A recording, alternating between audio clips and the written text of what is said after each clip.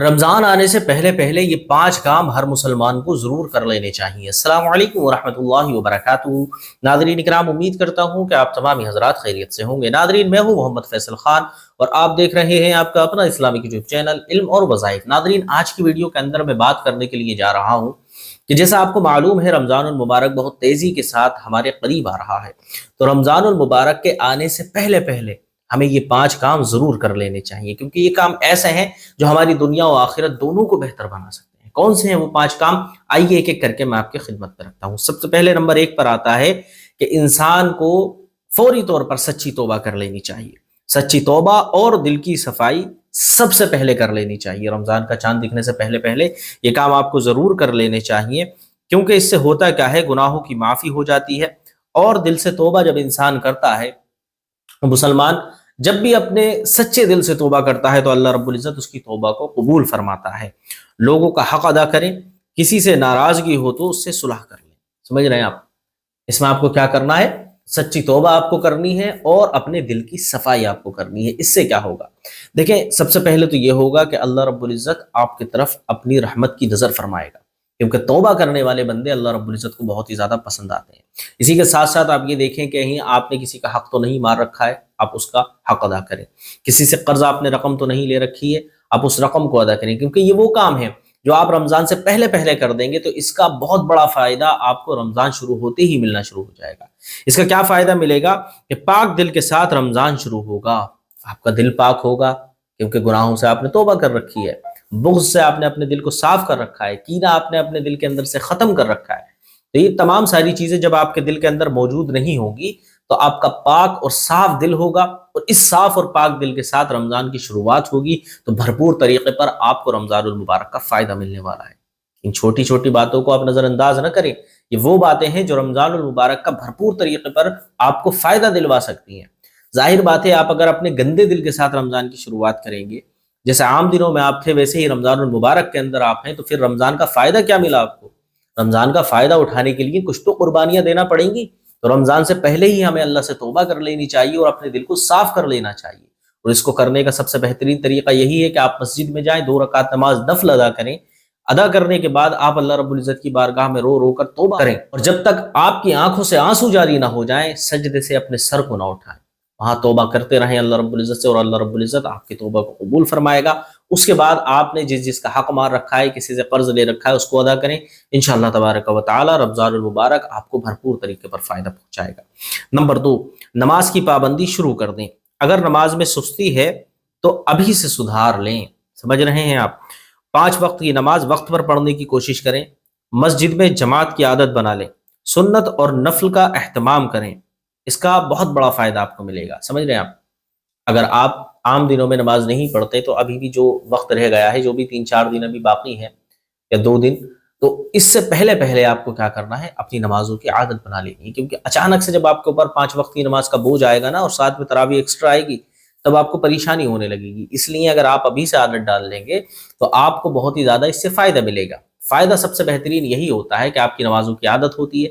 صرف آپ کو 20 رکعت تو ایکسٹرا لگیں گی، وہ بھی جب آپ جماعت کے ساتھ پڑھیں گے تو آپ کے اندر آٹومیٹک ہمت آ جاتی ہے، کیونکہ مسجد کے اندر جب ہم دیکھتے ہیں نا کہ بزرگ لوگ کھڑے ہوئے ہیں، یا بہت کمزور شخص ہے وہ بھی اسی جماعت کے اندر کھڑا ہوا ہے، تو اپنی ٹانگوں کو دیکھنے کے بعد افسوس نہیں ہوتا۔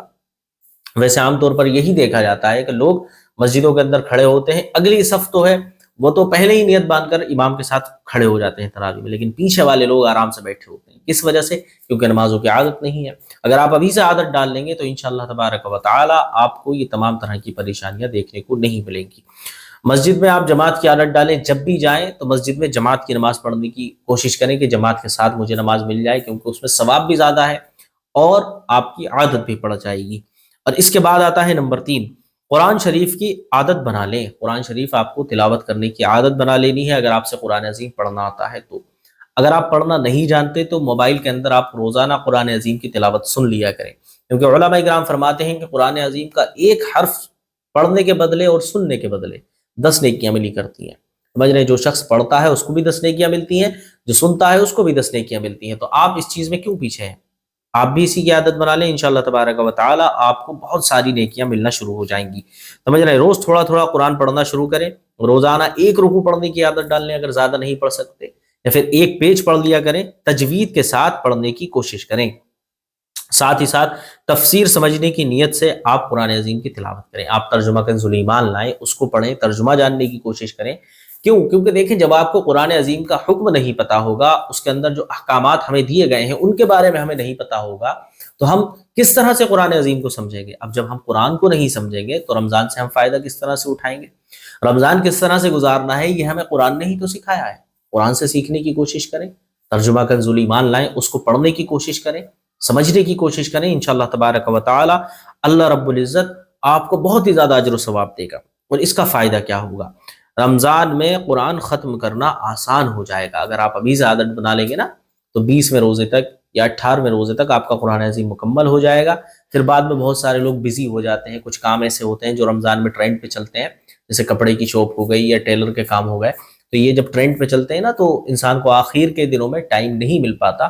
اس سے یہ فائدہ ہوگا کہ آپ رمضان کے اندر ہی اندر اپنے قرآن عظیم کو مکمل کر لیں گے۔ نمبر 4، روزی کی پریکٹس کریں، نفل روزے رکھنے کی عادت بنائیں۔ شعبان میں نفلی روزہ رکھنا سنت ہے، ہفتے میں 1 یا 2 روزے رکھ لیا کریں، انشاءاللہ تبارک و تعالی آپ کو کامیابی ملے گی۔ علماء کرام فرماتے ہیں کہ نبی کریم صلی اللہ تعالی علیہ وسلم 13، 14 اور 15 تاریخ کے روزے رکھا کرتے تھے۔ ہر مہینے کی 13، 14 اور 15 تاریخ کے آپ روزے رکھا کرتے تھے۔ اس سے فائدہ یہ ہوتا ہے، دیکھیں ایک تو نبی کریم صلی اللہ تعالی علیہ وسلم کی سنت ہے روزہ رکھنا، نفلی روزہ رکھنا شعبان کے مہینے میں، یہ سنت ہے۔ نبی کریم صلی اللہ تعالی علیہ وسلم نے رمضان کے بعد سب سے زیادہ روزے اگر کسی مہینے میں رکھے ہیں تو وہ شعبان کا مہینہ ہے، لیکن اب اتنے دن ہمارے پاس موجود نہیں ہے۔ ہمیں یہ کرنا چاہیے تھا کہ کم از کم اس مہینے کے اندر 10 روزے تو ہم رکھ لیتے، یا پھر ہفتے میں 2 روزے رکھتے، تب بھی ہمارے 8 روزے ہو جاتے۔ لیکن ہم لوگ تو ایسے ہیں کہ ہم لوگوں نے تو شعبان کے روزے کو بھی بالکل ایسے ہی چھوڑ دیا، نہیں رکھتے۔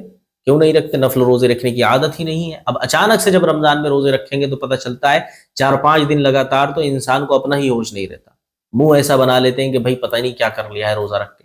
تو اس طرح کی کنڈیشن ہمارے ساتھ کیوں ہوتی ہے؟ کیونکہ ہماری نفل روزے رکھنے کی عادت نہیں ہوتی، اسی لیے آپ کو نفل روزے رکھنے کی عادت بنا لینی چاہیے۔ نمبر 5، رمضان کا پلان بنا لیں۔ بنا پلان کے رمضان نکل جاتا ہے، اس سے آپ کو نقصان ہوتا ہے۔ پلان کس طرح سے بنے گا؟ آپ ڈیلی کیا کیا کام آپ کو کرنے ہیں، جیسے کہ میں آپ کو بتاتا ہوں، ڈیلی عبادات کا آپ شیڈیول بنا لیں، سمجھ رہے ہیں کون کون سی عبادت آپ کو کرنی ہے۔ تراویح کا پلان بنائیں، آپ کو کون سی مسجد میں جا کر تراویح کی نماز ادا کرنی ہے جہاں پر آپ کمفرٹیبل ہوں۔ ایسا ہوتا ہے نا، بہت سارے لوگ شروع میں تراویح ہوئی تو جوش جوش میں دور کی مسجد میں چلے جاتے ہیں بائک پر بیٹھ کر، 2-3 دن کے بعد بیٹری ڈاؤن ہو جاتی ہے تو کہتے ہیں یار وہاں جانے کی تو ہمت نہیں، پھر محلے کی مسجدوں کو ڈھونڈتے ہیں۔ تو شروع سے ہی ایسی مسجد آپ اپنے شیڈیول کے اندر شامل کریں کہ جہاں آپ کو جانا آسان ہو، جہاں آپ سواری کے بغیر بھی جا سکتے ہو، ٹھیک ہے؟ یہ بھی آپ کو کرنا ہے۔ صدقہ اور زکوٰۃ کا حساب آپ کو رمضان المبارک شروع ہوتے ہی لگا لینا ہے، یا اس سے بھی پہلے آپ کو لگا لینا ہے۔ آپ کو اپنی پراپرٹی کا جائزہ لینا ہے کہ میرے پاس کتنی پراپرٹی ہے، کتنا بینک بیلنس ہے، کتنے زیورات ہیں، ان تمام چیزوں کے اوپر کتنی زکوٰۃ فرض ہو رہی ہے، آپ کو وہ زکوٰۃ نکال کر اس کا حساب جو ہے لگا کر رکھ لینا ہے، کیونکہ رمضان کے اینڈ میں آپ کو زکوٰۃ بھی ادا کرنی ہے، ٹھیک ہے؟ موبائل یوز کم کرنے کا آپ کو ارادہ کرنا ہے کہ میں اب زیادہ ریل اسکرول نہیں کروں گا، انسٹاگرام پہ فحش ویڈیو نہیں دیکھوں گا، یا یوٹیوب پر جو میں الٹی سیدھی ویڈیوز دیکھتا رہتا ہوں ان تمام ساری چیزوں سے میں پرہیز کروں گا۔ یہ آپ کو شیڈیول بنا لینا ہے، لکھ لینا ہے کسی چیز پر، یا آپ اپنے موبائل کے اندر ہی نوٹ کر لیں، کیونکہ یہ وہ کام ہے جو آپ کو رمضان المبارک کے اندر نقصان پہنچا سکتے ہیں۔ اگر آپ نے ان چیزوں کا شیڈیول نہیں بنایا تو آپ کو رمضان المبارک میں نقصان ہو سکتا ہے، ٹھیک ہے؟ اس سے فائدہ کیا ہوگا؟ اس سے آپ کا ہر دن پروڈکٹیو ہوگا اور برکت والا ہوگا، سمجھ رہے ہیں؟ جب اس طرح سے آپ رمضان المبارک کو گزاریں گے تو انشاءاللہ تبارک و تعالی رمضان کے پہلے عشرے کے اندر جو رحمت ملا کرتی ہے وہ رحمت آپ کے اوپر آئے گی۔ جو عشرہ مغفرت ہوتا ہے اس کے اندر اللہ رب العزت آپ کی مغفرت فرمائے گا۔ تیسرے عشرے کے اندر جو دوزخ سے نجات ملا کرتی ہے تو انشاءاللہ تبارک و تعالی اس فہرست میں آپ کا بھی نام ہوگا۔ امید کرتا ہوں ویڈیو آپ کو پسند آیا ہوگا۔ ویڈیو پسند آیا ہو تو ویڈیو کو لائک کریں، چینل کو سبسکرائب کریں اور کمنٹ کے اندر اپنی رائے کا اظہار کرنا نہ بھولیں۔ ملتا ہوں آپ سے اگلی ویڈیو میں، تب تک اپنا خیال رکھیے گا۔ السلام علیکم ورحمۃ اللہ وبرکاتہ۔